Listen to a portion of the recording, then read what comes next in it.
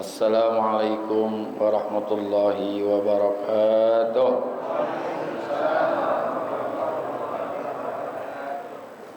Al-Fatihah ila hadratin Nabi Muhammadin al-Mustafa Rasulillah sallallahu alaihi wa alihi wa sallama wa li jami'i arwa'i walidina wa masyaikhina wa muallimina wa asatidina khususan li muallifi hadzal kitabi Al-Imam Yahya bin Syaraf An-Nawawi wa khususan li muassisi hadzal masjidi wal majlisi anna Allah yaghfiru lahum wa yarhamuhum wa yu'li darajatihim bil jannah wa yanfa'una bi asrarihim wa anwarihim wa ulumihim wa nafa'ati fid din wad dunya wal akhirah wa anna Allah al-karim yaftahu alaina futuhal arifin wa yuqihuna fid din wa yarzuquna kamalal ikhlas wal yakin wa ila hadratin nabi al-Fatihah.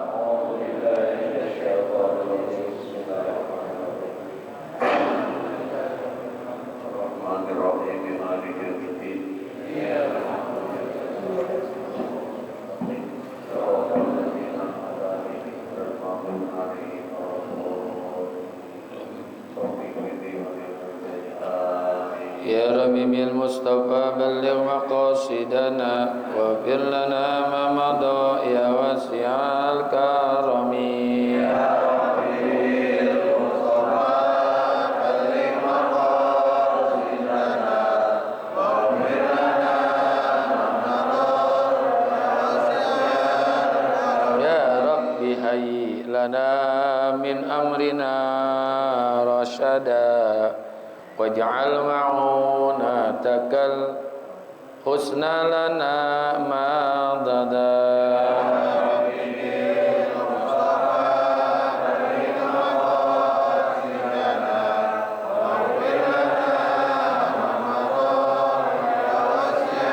Wala takilna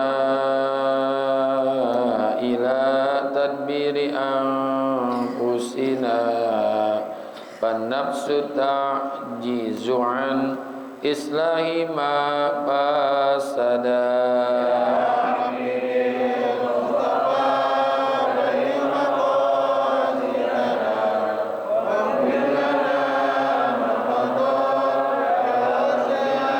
Antal alimu wa qad wajjahtu ya amali ila raja'i kawajhan sa'ilan wa yada.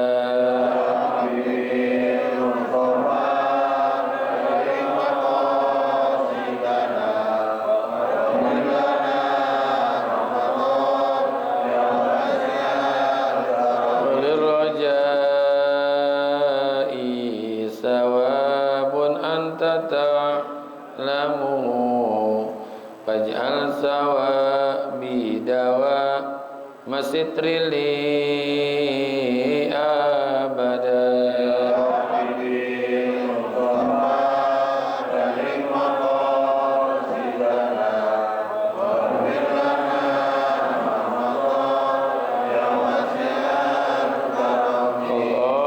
Allahumma sallim wa barik alaihi wa ala alihi.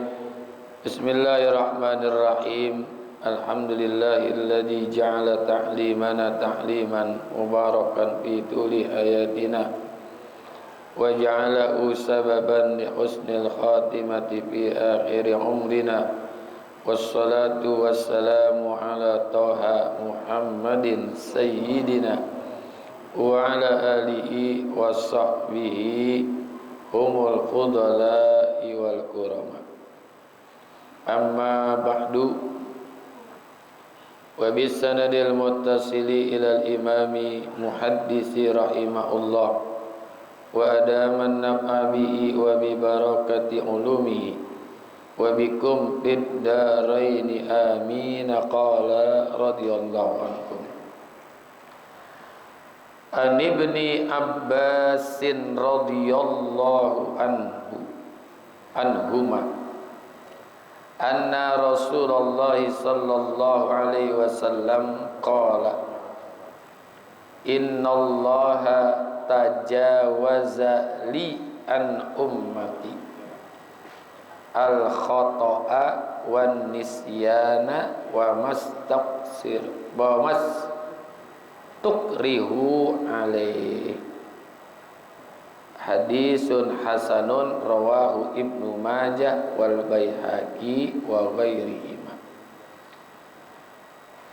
An Ibni Abbasin radhiyallahu anhuma, dari Sayyidina Ibnu Abbas yang semoga Allah meridhoi keduanya, anna Rasulullah sallallahu alaihi wasallam qala, bahwasanya Rasulullah sallallahu alaihi wasallam pernah bersabda,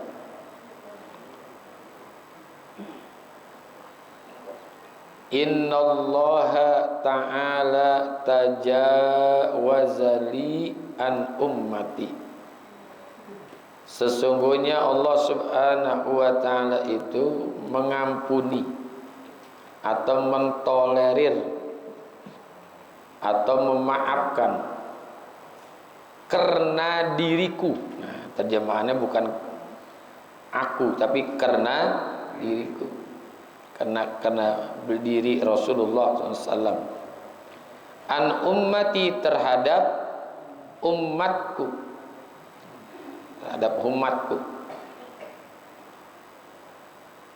al khata'a wan nisyana wa mastaqrahu alaih. Yang pertama adalah kealpaan umatku, khata', wan nisyana. Yang kedua karena lupanya. Yang pertama kekeliruan, al khata' itu adalah kekeliruan. Yang kedua karena kealpaan, lupanya. Yang ketiga wa mastaqrahu alaih, segala sesuatu yang dipaksa kepada umatku. Ini hadis diriwayatkan oleh Imam Ibnu Majah dan Imam Baihaqi. Hadis tentang kesalahan yang diampunin. Ini kan 3 hal yang Allah berikan toleransi. Artinya tidak dicatat sebagai perbuatan dosa. Allah masih bisa memaafkan. Tapi hal ini karena Nabi kita Muhammad sallallahu alaihi wasallam. Jadi karena aku, bukan akunya. Kalau akunya berarti Rasulullah pernah melakukan kesalahan dong. Ya. Karena Rasulullah kan nggak pernah melakukan salah, nggak pernah lupa. Ya, nggak pernah lupa, termasuk nggak pernah dipaksa untuk melakukan yang tidak baik. Makanya terjemahannya adalah sesungguhnya Allah Ta'ala mentolerir atau memaafkan karena diriku, karena kebesaran Nabi kita Muhammad sallallahu alaihi wasallam, akan kekeliruan, kealpaan, dan juga karena dipaksanya umatku. Ini untung menjadi umat Rasulullah sallallahu alaihi wasallam. Karena ummati ummatun marhumah, umatku adalah umat yang dicurahkan rahmat oleh Allah. Jadi kita mendapatkan maaf dari segala dosa-dosa kecil ini karena bijahin Nabi sallallahu alaihi wasallam, karena kebesaran Nabi kita Muhammad sallallahu alaihi wasallam. Beda dengan umat-umat yang terdahulu. Kalau umat-umat yang terdahulu disebutkan oleh ulama, mujilat lahumul uqubatu, disegerakan bagi mereka siksanya. Disegerakan bagi mereka itu siksanya, ya. Kalau umat Nabi Muhammad masih ditangguhkan. Kalaupun dia melakukan kesalahan karena 3 ini, itu masih ada pemaafan dari Allah Subhanahu wa ta'ala. Ya contohnya nih, dalam masalah puasa aja. puasa karena kekeliruan, karena lupa, atau karena dipaksa. Dia melakukan puasa, ada kekeliruan yang dia lakukan. Ya, kekeliruan yang dia lakukan, perbuatan-perbuatan yang sifatnya bisa membatalkan pahala daripada puasa. Atau karena dia lupa, nggak batal puasanya. Siang-siang dia ngopi, lupa tepinya, nggak apa-apa. Ya. Udah ngopi sama ubi goreng, sama pisang goreng, pas udah habis 3 pisang goreng baru ingat, ya Allah bulan Ramadan ini. Nah itu nggak batal. Termasuk juga maaf nih, bersetubuh suami dengan istri, itu kalau lupa nggak batal. Iya, dalam fikih kan begitu. Kalau dia lupa tidak batal. Atau dipaksa, ya, dipaksa makan lagi puasa, dipaksa minum lagi puasa, ya itu nggak membatalkan puasanya, karena dipaksa atau karena lupa. Beda dengan sengaja. Kalau sengaja itu bisa rusak puasanya. Kalau dia lupa bersetubuh misalnya, nah itu tidak batal. Kok bisa lupa? Bisa jadi dia kira masih jam 3 subuh, tapi begitu dia buka jendela jam 7 pagi misalnya begitu. Nah itu puasanya tidak batal, sah. Tapi kalau dia sengaja, bukan hanya batal puasanya, dia mesti membayar kafarat, tapi khusus bagi suami. Istri nggak ada kewajiban membayar kafarat. Yang membayar kafarat itu adalah suaminya. Padahal kalau ngikut yang batal duluan puasa siapa? Istri. Kalau ikut batal ya, kalau masalah kasus bersetubuh itu yang batal duluan itu adalah istrinya. Kenapa? Karena dia kemasukan. Iya. Ini bukan ngomong jorok, kan memasukkan sesuatu ke rongga itu batal puasa. Tapi yang diberikan beban membayar kafarat adalah suami. Kafarat kan kayak kalau di dalam fikih, pertama dia mesti memerdekakan budak. Bila tidak mampu berpuasa 2 bulan berturut-turut menurut mazhab Syafi'i. Yang ketiga, kalau dia nggak mampu juga, memberikan makan 60 fakir miskin dengan makanan yang layak. Dengan makanan yang itu yang membayar kafarat itu adalah suami. Itu disebut dengan kafarat kubro. Kafarat yang besar. Ada kafarat yang kecil, kafarat yang sugro, namanya kafarat yamin, sumpah tapi dia langgar dengan menyebut nama Allah, demi Allah, tapi dia langgar. Termasuk juga kafarat nazar. Dia nazar tapi dia tidak lakukan, itu masuk kafarat sugro, puasa 3 hari saja. Berarti puasa 33 hari. Nah ini hal-hal yang seperti ini terjadi pada seseorang, khusus untuk umat Nabi Muhammad, semuanya itu diberikan toleransi oleh Allah Subhanahu wa ta'ala. Sholat karena kita lupa, bangun-bangun sholat zuhur habis asar, nah itu dimaafkan.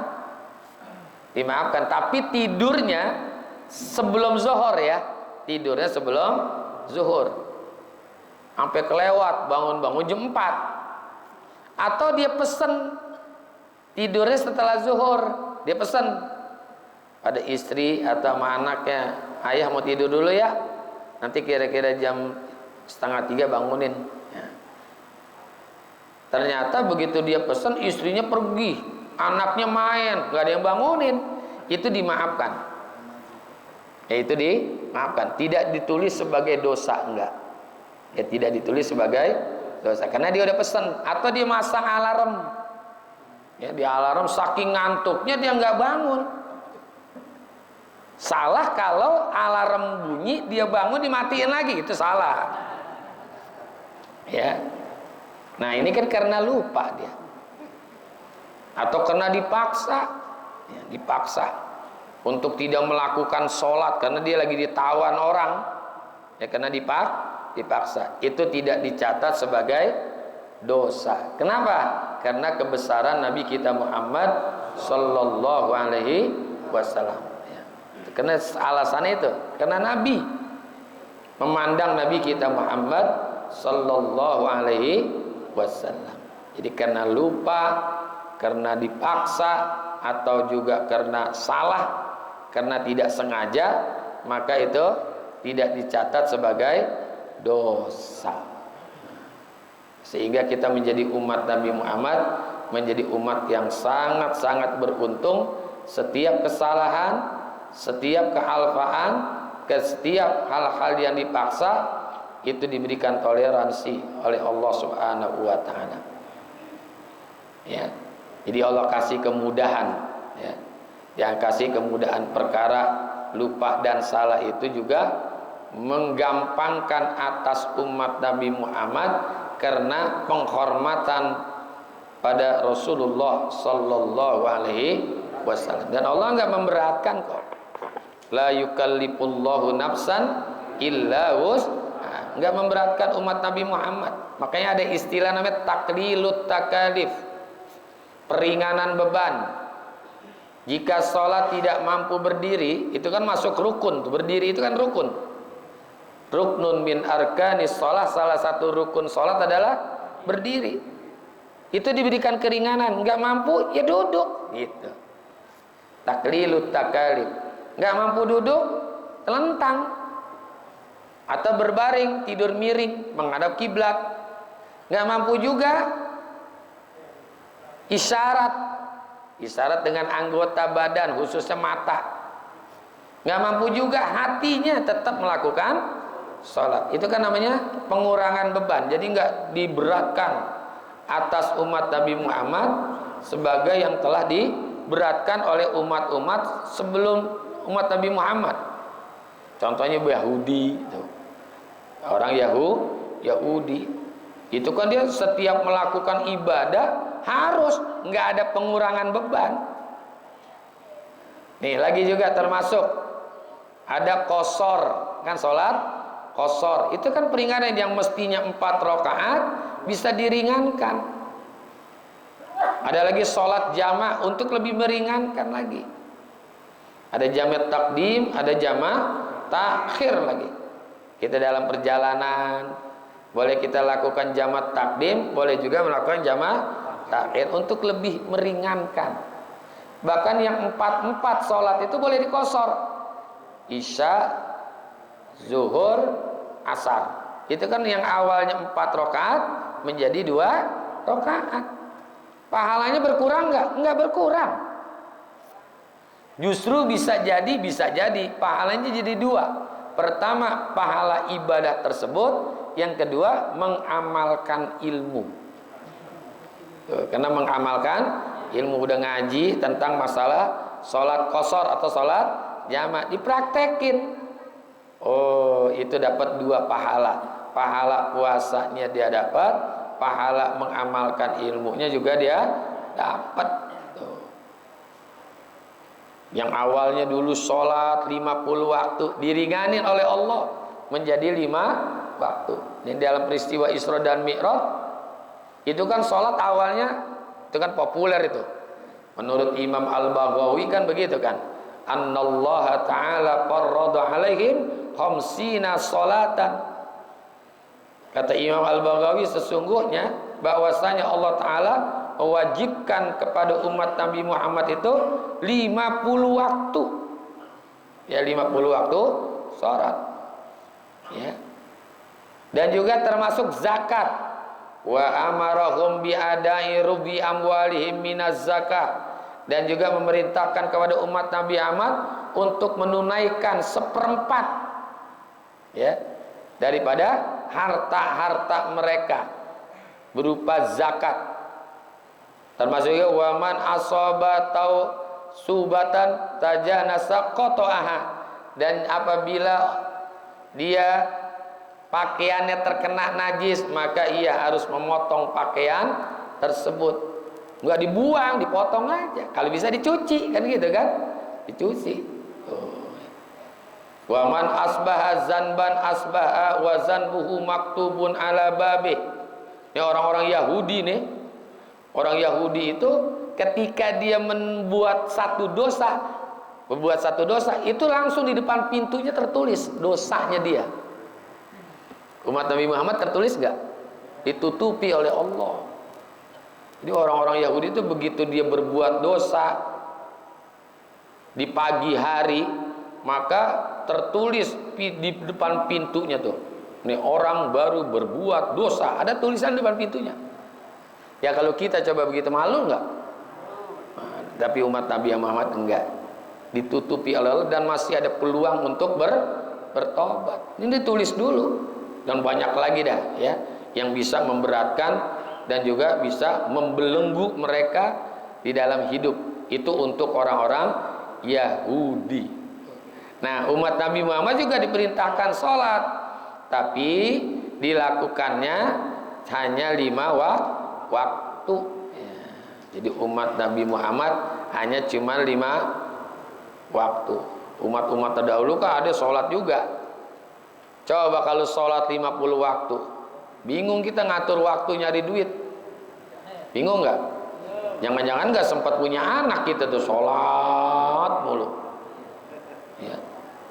Kalau orang Yahudi termasuk juga hartanya itu rubu'un, 1/4, berarti 25%. Kalau kita cuman 2,5, nah kan sedikit. Harta mereka itu kalau ada zakat dikeluarkannya bukannya 2,5%, tapi 25%. Ya Allah, ya berat ini. Tapi umat Nabi Muhammad enggak. Ya. Jadi orang-orang Yahudi itu kata Imam Al-Baghawi diwajibkan atas mereka tuh 50 waktu sholat, zakatnya 25%, ya, gitu. Kalau dia punya baju terkena najis dipotong, nggak dicuci dipotong, dibuang, ya ujung-ujungnya besok nggak dipakai lagi, ya, nggak dipakai lagi. Berarti kalau kena najisnya pas lempengan kemaluan dipotong, bolong jadi ya kan. Umat Nabi Muhammad gitu nggak? Dicuci. Yang penting hilang rasa, warna dan bau, selesai. Pakai lagi, ya, pakai lagi. Untung tuh untuk menjadi umat Nabi Muhammad. Dan apabila dia melakukan dosa di pagi hari, sorenya langsung ada tulisan di depan pintunya tuh bahwa ini pelaku dosa, oh, ya, pelaku dosa. Ini keringanan. Kenapa? Karena kebesaran Nabi kita Muhammad Sallallahu Alaihi Wasallam. Syukurlah kita menjadi umat Nabi Muhammad Sallallahu Alaihi Wasallam. Bahkan mereka itu kan minta ampunnya dalam tuh, Ghufranaka Rabbana. Mereka itu berdoa, ampunilah kami ya Tuhan kami. Umat Nabi Muhammad pengampunan dosanya ada yang tanpa dia minta ampun kepada Allah. Tapi khususnya dosa-dosa yang kecil. Contohnya ketika kita wudu, dosa-dosa yang ada di wajah gugur. Kan di wajah kita banyak dosa nih, mata kita, hidung kita, mulut kita, itu gugur dengan kita wudu. Dosa yang ada di tangan itu pun gugur juga. Yang di kepala kita itu gugur juga. Yang di kaki kita juga gugur. Ntar ketika sholatnya tuh, ketika sholat tadi kita dia ruku, itu dosa-dosanya gugur tanpa dia mohon ampun. Tapi kalau umat-umat sebelum Nabi Muhammad minta Ghufranaka Rabbana, ampunilah kami ya Tuhan kami, minta ampun. Kalau umat Nabi Muhammad ada yang minta ampun, tapi khusus dosa-dosa yang sifatnya kabair, dosa-dosa besar. Tapi dosa-dosa kecil tanpa mohon ampun ada. Capeknya kita nih mencari nafkah bagi suami nih, Itu dengan capeknya itu bisa menggugurkan dosa. Bisa gugur dosa. Terkena duri, kalau bahasa kampung namanya kesusuban. Itu bisa menggugurkan dosa. Jadi capeknya bekerja mencari nafkah yang halal itu bisa menggugurkan dosa. Ibu-ibu di rumah masak, nyuci, neriska, ngepel, itu bisa menggugurkan dosa. Bahkan satu baju yang dicuci oleh seorang istri dari baju suaminya itu bisa menggugurkan satu dosa si istri. Tapi jangan ngedumel, ya. Makanya kalau istri kita tahu banyak dosa, kasih sucian biar banyak, biar dosanya tambah bersih, ya. Kalau umat Nabi Muhammad kan enggak, doanya apa? La tu'akhizna in nasina aw akhtana rabbana wala tahmil alaina isran kama amaltahu alal ladzina wala tuhammilna ma la taqata lana bi wa'fu anna waghfir lana warhamna anta maulana ansurna ala qaumil la tu'akhizna in nasina. Janganlah engkau menyiksa atau menghukum kami jika kami lupa atau kami bersalah. Itu doa kita tuh surah Al-Baqarah itu ya 286, ya kan? Wala tahmil alaina isran, dan ya Tuhan janganlah engkau bebankan kepada kami beban yang berat. Wala tuhammilna ma la taqata lana bi, ya Tuhan kami janganlah engkau berikan kepada kami apa yang tak sanggup kami memikulnya. Itu doa kita. Kalau umat-umat terdahulu enggak, langsung dosanya nempel di depan pintu, khususnya orang Yahudi nih. Langsung ada apa namanya tuh? Ada ciri-ciri, oh rumah orang berbuat dosa nih. Ya kalau kita kan enggak kan? Enggak ketahuan ini orang berbuat dosa apa enggak? Enggak ketahuan. Itu kalau dalam kitab Nasaid Diniyah, Nasail Ibad Isti'dadil Yaumil Ma'ad, ada kelebihan umat Nabi Muhammad tuh. Sampai Nabi Adam itu merasa iri dengan umat Nabi Muhammad sallallahu alaihi wasallam. Di antaranya walaupun dia berbuat dosa, rezekinya enggak putus. Rezekinya enggak putus. La yahjubu anhur rizku, tidak tertutup baginya akan rezeki. Tetap jalan terus rezekinya, ya, nggak diputus tuh rezekinya. Galakan PLN kita nggak bayar 3 bulan, putus nggak? Putus. Di Warakas ada orang 20 tahun kagak sholat, nggak dicabut-cabut tuh. Itu karena keberkahan menjadi umat Nabi Muhammad, ya, gitu. Jadi ada kelebihan-kelebihan umat Nabi Muhammad yang tidak diberikan kepada umat-umat terdahulu, ya. Di antara orang-orang Yahudi itu udah cash dia mau dosanya langsung itu.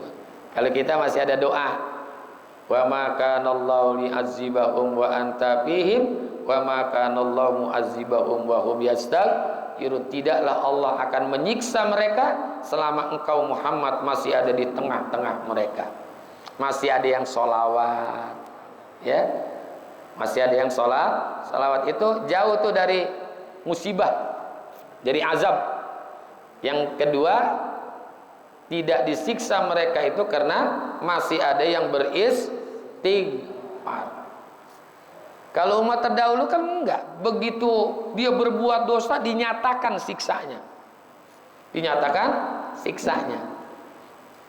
walaqad alimtumul ladina tadaw minkum fis sabti fakunu lahum kunu qiradatan khasiin. Itu diriwayatkan ada kan?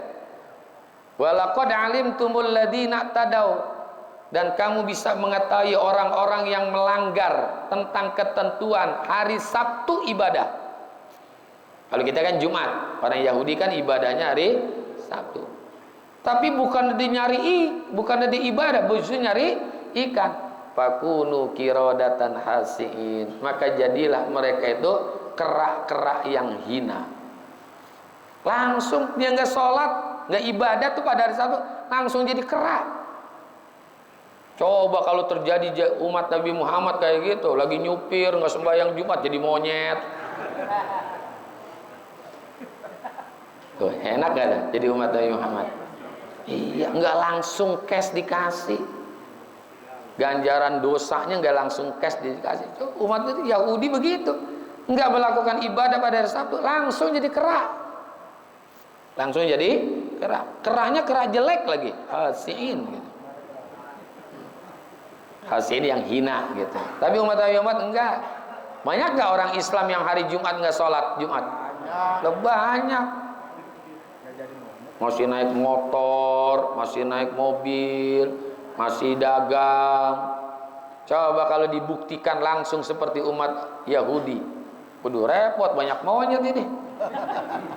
Ini banyak monyet. Itulah keberkahan menjadi umat Rasulullah Sallallahu Alaihi Wasallam. Makanya doa kita tuh, la tu'akhizna in nasina au akhtana, ya kan? Wala tahmil alaina isran kama amaltahu alal ladina min qablina wala tuhammilna ma la taqata lana bi wa'fu anna waghfir lana warhamna anta maulana fansurna alal qaumil kafirin. Itu doa kita.